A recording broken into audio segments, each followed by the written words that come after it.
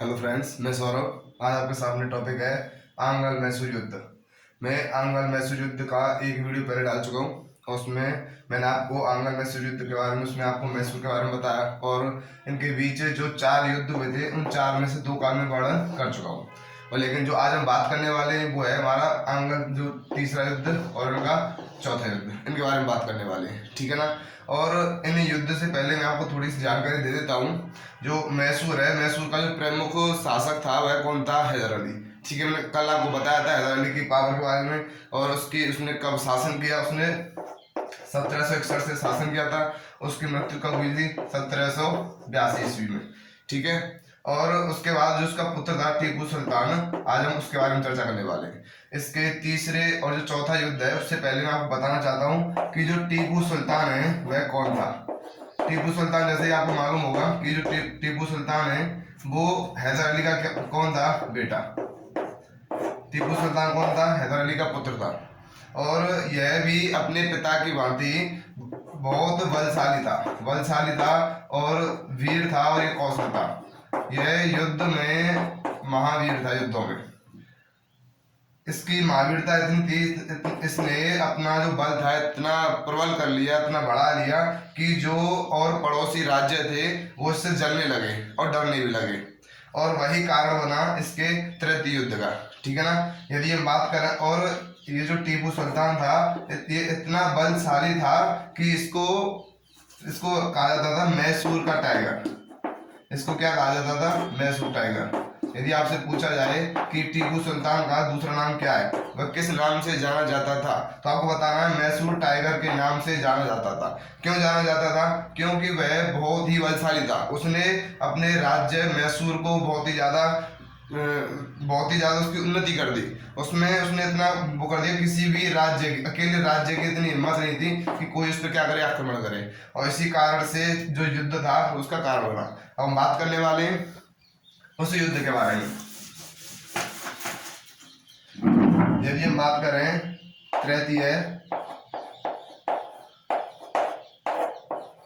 तृतीय आंगल मैसूर युद्ध,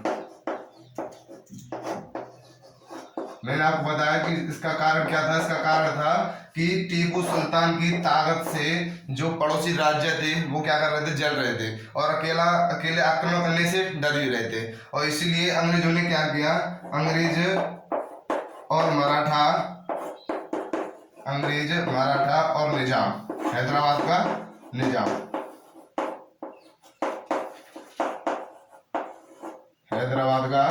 निजाम, इन तीनों ने एक योजना बनाई। उस समय जो अंग्रेज का जो शासक था वो कौन था? Lord Cornwallis.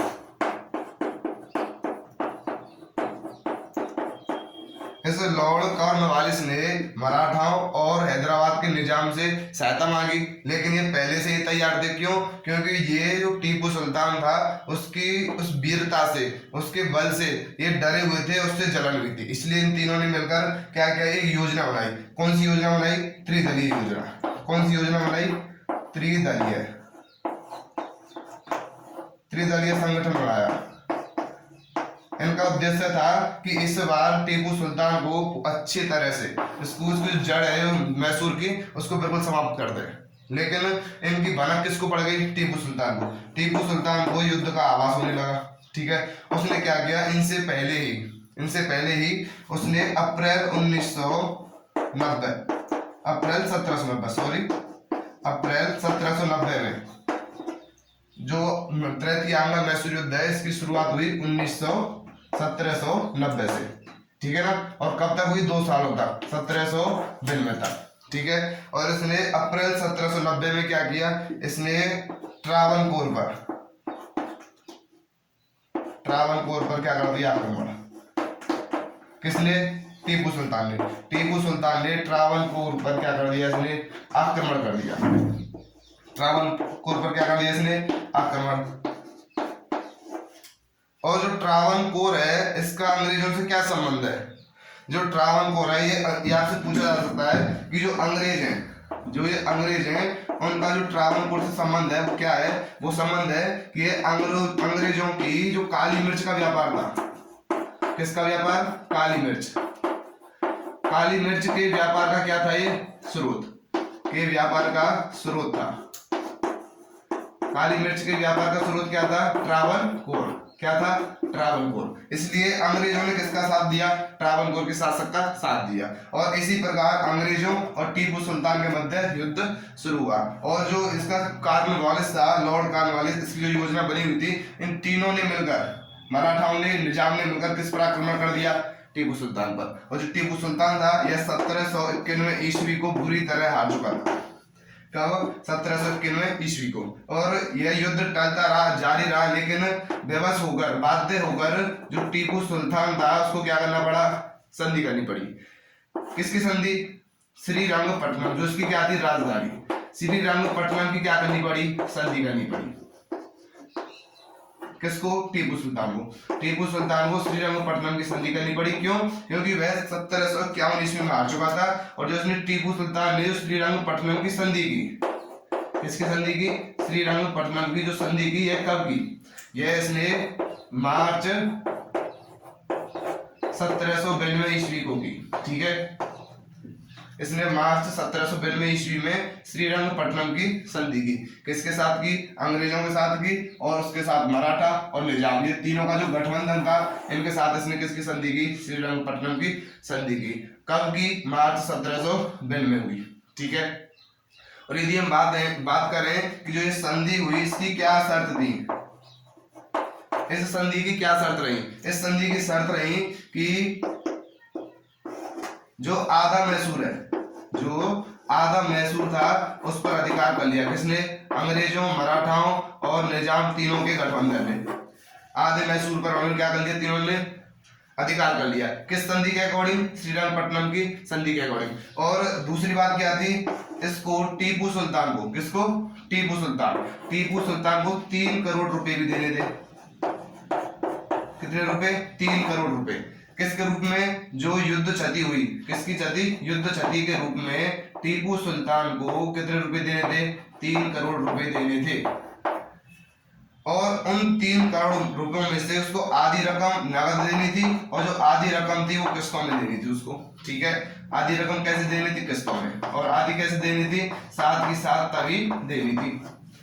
इसने उन सभी संधि में जो भी मतलब कंडीशन रखी गई, सभी का टीपू सुल्तान ने पालन किया। उसने आधी रकम उसने नगद दे दी, लेकिन जो आधी रकम जो किस्तों पर देनी थी, इसके बदले में जो अंग्रेज थे वो टीपू सुल्तान के बेटों को, 2 बेटे थे इसके, उन दोनों बेटों को बंदी बनाकर ले गया कि तभी किस्त खत्म हो जाएंगे, तभी सारे के सारे पैसे पहुंच जाएंगे, ये दोनों बेटे इसके वो छोड़ दिए जाएंगे। और यहीं पे जो तृतीय आंग्ल मैसूर युद्ध था समाप्त हुआ। इसके बाद हम यदि बात करें चौथे आंग्ल युद्ध की, आंग्ल मैसूर युद्ध की, इस संधि के बाद जो टीपू सुल्तान था उसका जो स्थिति थी कहाँ पे? मैसूर में, वो बिल्कुल समाप्त होने लगी थी। और जो अंग्रेज थे अंग्रेजों का शासन चलने लगा कहाँ पे? मैसूर में। उसके बाद क्या हुआ? उसके बाद जो टीपू सुल्तान था उसने सभी किस्तें, जो रुपए की सभी किस्तें थी, वो सब चुका दी और अपने बेटों को आजाद कर लिया। उसके बाद उसने जो चतुर्थ आंग्ल मैसूर का जो कारण बना वो क्या था? चतुर्थ आंग्ल मैसूर युद्ध। इसका कारण क्या था? इसका कारण था कि जो टीपू सुल्तान था वह अपने अपमान का बदला लेना चाहता था। क्या चाहता था वो? अपने अपमान का बदला लेना चाहता था। और अभी यदि आपसे पूछा जाए कि चतुर्थ आंग्ल मैसूर युद्ध कब स्टार्ट हुआ, यह 1798 से 1799, केवल 1 वर्ष के लिए चला।